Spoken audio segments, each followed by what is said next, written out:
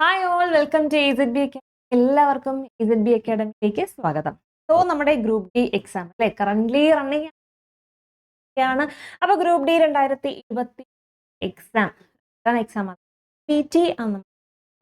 Computer based exam ഇപ്പോൾ നടന്നുകൊണ്ടിരിക്കുകയാണ്. അപ്പൊ നിങ്ങൾക്കറിയാം, ഇനി ഇത് കഴിഞ്ഞാൽ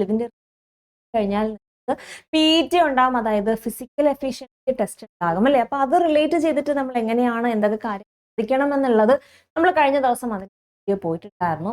അപ്പൊ ഇനി PETക്ക് ശേഷം അടുത്ത സ്റ്റേജ് എന്ന് പറയുന്നത് ഡോക്യുമെന്റ് വെരിഫിക്കേഷൻ ആണ്, DV ആണ് അല്ലെ. അപ്പൊ DVയിൽ പോകുമ്പോൾ എല്ലാവർക്കും എന്തൊക്കെ കാര്യങ്ങൾ ശ്രദ്ധിക്കണം, എന്തൊക്കെ കൊണ്ടുപോകണം, അപ്പോൾ എന്തൊക്കെ നമ്മുടെ കയ്യിൽ ഉണ്ടാവണം, ഇൻ കേസ് ഇതൊന്നും ഇല്ലെങ്കിൽ എന്ത് ചെയ്യും, എന്തെങ്കിലും മിസ്റ്റേക്കുകൾ പറ്റിയാൽ, അപ്പൊ അങ്ങനെയുള്ള കുറേ ഡൗട്ടുകൾ എല്ലാവർക്കും ഉണ്ട്. അപ്പൊ ഡോക്യുമെന്റ് വെരിഫിക്കേഷൻ കാര്യങ്ങൾ എന്തൊക്കെ ഡോക്യുമെന്റ് പോകണം എന്നെല്ലാം നമുക്ക് വ്യക്തമായിട്ട് ഇന്നത്തെ ഇതിലൂടെ നോക്കാം. അപ്പൊ എല്ലാവർക്കും നമ്മുടെ വീഡിയോയിലേക്ക് സ്വാഗതം. സോ നമ്മുടെ ഗ്രൂപ്പ് ഡി 2025 ഡോക്യുമെന്റ് വെരിഫിക്കേഷൻ. അപ്പൊ അതിനു മുൻപ് ഈ ഒരു പ്രോസസ്സ്, സെലക്ഷൻ പ്രോസസ്സ് എന്തൊക്കെയാണ് എല്ലാവർക്കും അറിയാം. കേസ് അറിയാത്ത 1-2 പേരുണ്ടെങ്കിൽ അവർക്ക് വേണ്ടിയിട്ട് ഈ ഒരു എന്തൊക്കെയാണ് നമ്മുടെ പ്രോസസ്സ് എന്നുള്ളത് നമുക്കൊന്ന് നോക്കാം. So starting computer based test ആണ് അല്ലെ. ആദ്യം തന്നെ കമ്പ്യൂട്ടർ ബേസ്ഡ് ടെസ്റ്റ് ആണ് ഇപ്പോൾ നടന്നുകൊണ്ടിരിക്കുന്നത്. Group D computer based CBT ആണ്. അപ്പൊ അതിനുശേഷം നമ്മുടെ PET എന്ന ഫിസിക്കൽ എഫിഷ്യൻസി ടെസ്റ്റ്. അപ്പൊ അതിന്റെ കാര്യങ്ങൾ എങ്ങനെയാ അതെല്ലാം തൊട്ട് മുന്നേയുള്ള വീഡിയോയിൽ ഉണ്ട്. അപ്പൊ അതിനുശേഷം വരുന്നതാണ് നമ്മുടെ ഡോക്യുമെന്റ് വെരിഫിക്കേഷൻ. അത് കഴിഞ്ഞിട്ടാണ് മെഡിക്കൽ എക്സാം. എല്ലാവരും പറയും മെഡിക്കൽ കഴിഞ്ഞിട്ട് കിട്ടിയവർക്ക് മാത്രമായിരുന്നെങ്കിൽ എന്ത് അല്ലേ. സോ അങ്ങനെയല്ല, DV കഴിഞ്ഞതിന് ശേഷമാണ് മെഡിക്കൽ എക്സാം. അത് മാത്രമല്ല, DV നടക്കുന്നതിന്റെ നോർമലി ഈ ഒരു റെയിൽവേ പ്രൊസീജിയർ അല്ലെങ്കിൽ ഗ്രൂപ്പ് ഡി പ്രൊസീജിയർ എന്ന് പറഞ്ഞാൽ DV ഡോക്യുമെന്റ് വെരിഫിക്കേഷൻ നടക്കുന്ന ആ ദിവസത്തിന് തൊട്ടടുത്ത ദിവസം മെഡിക്കൽ എക്സാം. അപ്പൊ ഇന്നാണ് ഡോക്യുമെന്റ് വെരിഫിക്കേഷൻ ആണെങ്കിൽ നാളെയാണ് നിങ്ങളുടെ മെഡിക്കൽ എക്സാം. സോ ഡോക്യുമെന്റ് വെരിഫിക്കേഷനിൽ എന്തൊക്കെ കാര്യങ്ങൾ ശ്രദ്ധിക്കണം, എന്തൊക്കെ കൊണ്ടുപോകണം, എന്തൊക്കെ നിങ്ങളുടെ കയ്യിൽ ഉണ്ടായിരിക്കണം. അപ്പൊ എന്തൊക്കെയാണെടാ?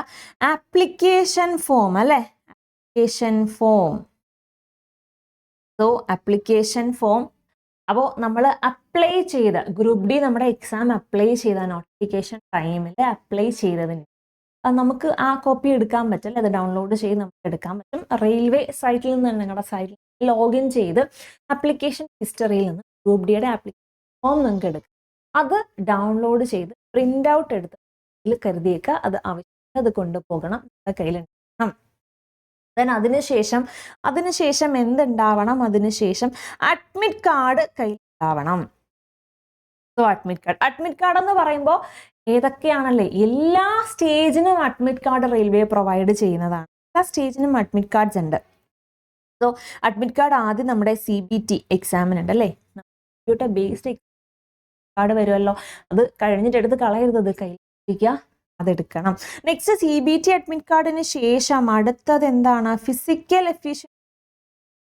പെറ്റിന്റെ PETയുടെ അഡ്മിറ്റ് കാർഡ് ഉണ്ട് അല്ലെ. ഫിസിക്കലിന് വരാൻ വേണ്ടി നിങ്ങൾക്ക് ഒരു അഡ്മിറ്റ് കാർഡ് വരും. ആ അഡ്മിറ്റ് കാർഡ് നിങ്ങളുടെ കയ്യിൽ ഉണ്ടാവണം.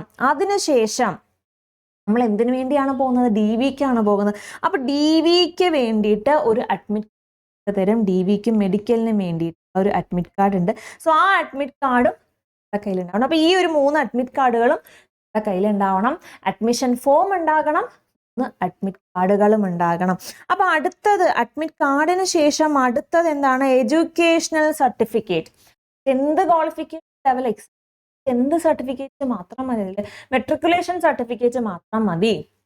പക്ഷേ നിങ്ങൾ അപ്ലൈ ചെയ്ത ടൈമിൽ നിങ്ങളുടെ ഹയർ ക്വാളിഫിക്കേഷൻ ഒരു പക്ഷേ നിങ്ങൾ +2 കൊടുത്തിട്ടുണ്ട്, ഡിപ്ലോമ കൊടുത്തിട്ടുണ്ട്, ദെൻ ഗ്രാജുവേഷൻ കൊടുത്തിട്ടുണ്ട്. അപ്പൊ ഹയർ ക്വാളിഫിക്കേഷൻ എന്തൊക്കെയാണോ കൊടുക്കുന്നത് ആ കൊടുത്തിട്ടുള്ള എല്ലാത്തിൻ്റെയും സർട്ടിഫിക്കറ്റ് കരുതുക. സോ ഹയർ ക്വാളിഫിക്കേഷൻ കൊടുത്ത നിങ്ങൾ 10th ബേസ് ചെയ്തിട്ടുള്ള എക്സാം എന്നിരുന്നാലും നമ്മൾ ഹയർ ക്വാളിഫിക്കേഷൻ എന്തൊക്കെയുണ്ടോ അതെല്ലാം നമ്മൾ കൊടുത്തിട്ടുണ്ട് അല്ലെ. അപ്പൊ അതിന്റെ എല്ലാം ഒറിജിനൽ നിങ്ങൾ കരുതുക, പ്ലസ് അതിന്റെ മാർക്ക് ലിസ്റ്റ് കൂടി എടുത്തേക്കുക. ഇൻ കേസ് നമുക്ക് ആവശ്യം വരുവാണെങ്കിൽ അറിയാൻ കഴിയില്ല. സോ ഓരോന്നിന്റെ മാർക്ക് ലിസ്റ്റ് എടുക്കുക. എസ്പെഷ്യലി സർട്ടിഫിക്കറ്റുകൾ ഓരോ ആണെങ്കിൽ ഗ്രാജുവേഷൻ സർട്ടിഫിക്കറ്റ്, +2ന്റെ സർട്ടിഫിക്കറ്റ്, ഡിപ്ലോമ ഉണ്ടെങ്കിൽ അതിന്റെ സർട്ടിഫിക്കറ്റ്, എല്ലാത്തിൻ്റെയും സർട്ടിഫിക്കറ്റുകൾ നിങ്ങൾ ഒറിജിനൽ കയ്യിൽ കരുതുക. സോ ഇതിൻ്റെയൊക്കെ എന്താണ് ഒറിജിനൽ നിങ്ങളുടെ കയ്യിൽ ഉണ്ടാകണം. ദെൻ അതിനുശേഷം എന്താണ് കാസ്റ്റ് സർട്ടിഫിക്കറ്റ്. അപ്പൊ ജനറൽക്കാർക്ക് വേണ്ടിയുള്ളതല്ല ഇത്. OBC SC ST കാറ്റഗറിയിൽ അപ്ലൈ ചെയ്തവർ, നോൺ ക്രീമി ലെയർ അപ്ലൈ ചെയ്തവർ അല്ലേ, ആ രീതിയിൽ അപ്ലൈ ചെയ്തവർ അവരുടെ എന്തുണ്ടാവണം, നോൺ ക്രീമി ലെയർ സർട്ടിഫിക്കറ്റ് അല്ലെങ്കിൽ കാസ്റ്റ് സർട്ടിഫിക്കറ്റ് ഉണ്ടാവണം, NCL സർട്ടിഫിക്കറ്റ് ഉണ്ടാവണം. അതും പ്രിസ്ക്രൈബ്ഡ് ഫോർമാറ്റിൽ, റെയിൽവേ ഫോർമാറ്റിൽ തന്നെ ഉണ്ടാവണം. സോ റെയിൽവേ ഫോർമാറ്റിൽ തന്നെയുള്ള കാസ്റ്റ് സർട്ടിഫിക്കറ്റ്, പ്രിസ്ക്രൈബ്ഡ് ഫോർമാറ്റിലുള്ള non creamy layer certificate, SC OBCക്ക് ആണെങ്കിൽ നോൺ ക്രീമി ലെയർ, SC STക്ക് ആണെങ്കിൽ അവരുടെ കാസ്റ്റ് സർട്ടിഫിക്കറ്റ് അല്ലേ, നോൺ ക്രീമി ലെയർ OBCക്ക് വരും, SC STക്ക് ആണെങ്കിൽ അവരുടെ കാസ്റ്റ് സർട്ടിഫിക്കറ്റ്, അതെല്ലാം കയ്യിൽ ഉണ്ടാവണം. അത് റെയിൽവേ ഫോർമാറ്റിലായിരിക്കണം. ആ പറയുന്ന അതോറിറ്റി ആയിരിക്കണം.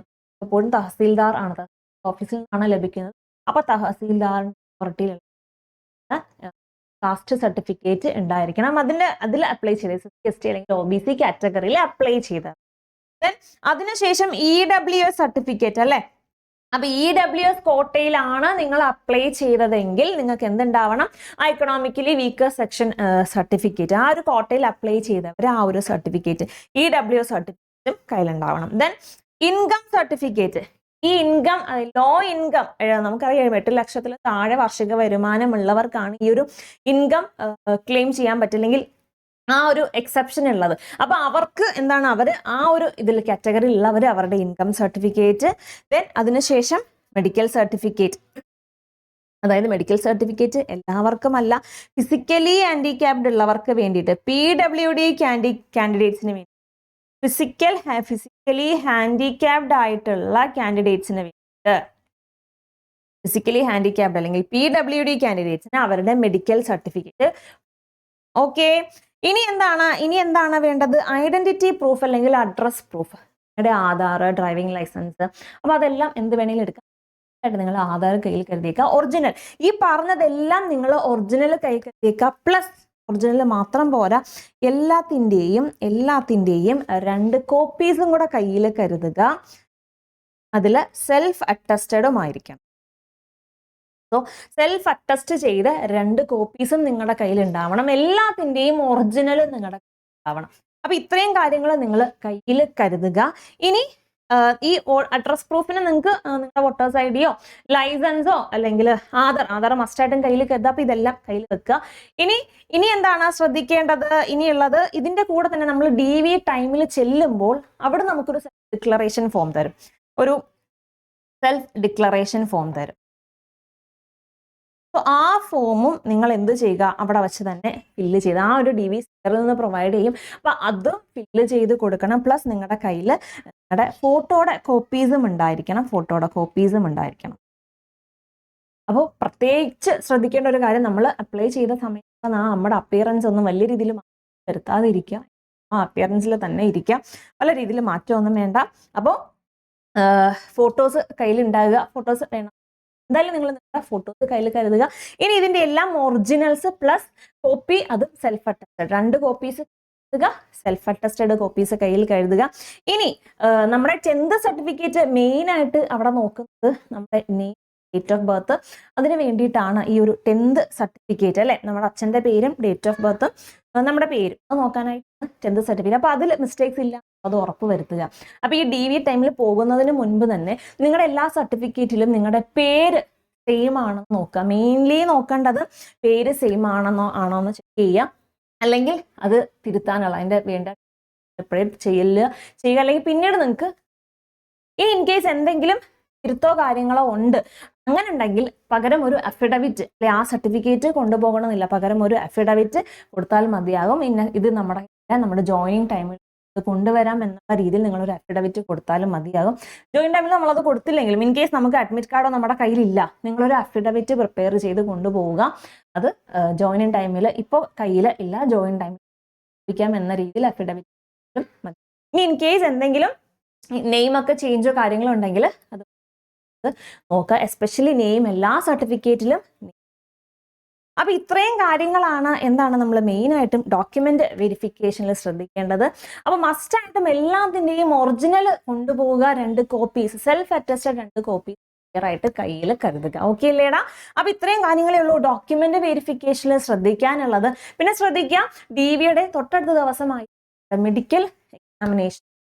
അപ്പൊ ഇനി എന്താണ് എല്ലാം തയ്യാറെടുപ്പ്. എക്സാം കഴിഞ്ഞവർ അടുത്ത സ്റ്റേജിലേക്ക് തയ്യാറെടുക്കുക. ഫിസിക്കലൊക്കെ നന്നായിട്ട് റെഗുലർ ആയിട്ടൊക്കെ പ്രാക്ടീസ് ചെയ്യുക. അപ്പൊ ഇനി എക്സാം അറ്റൻഡ് ചെയ്യാൻ പോകുന്ന CBTക്ക് വേണ്ടിയിട്ടുള്ളവര് നമ്മുടെ 3 മണിയുടെ പവർ സെഷന്റെ കാര്യം മറക്കണ്ട. ഡെയിലി സൺഡേസ് ഒഴികെയുള്ള ബാക്കി എല്ലാ ദിവസവും റെയിൽവേ ഗ്രൂപ്പ് ഡിയുടെ പവർ സെഷൻ ആയിരിക്കുന്നത്, മറക്കാതെ അറ്റൻഡ് ചെയ്യുക.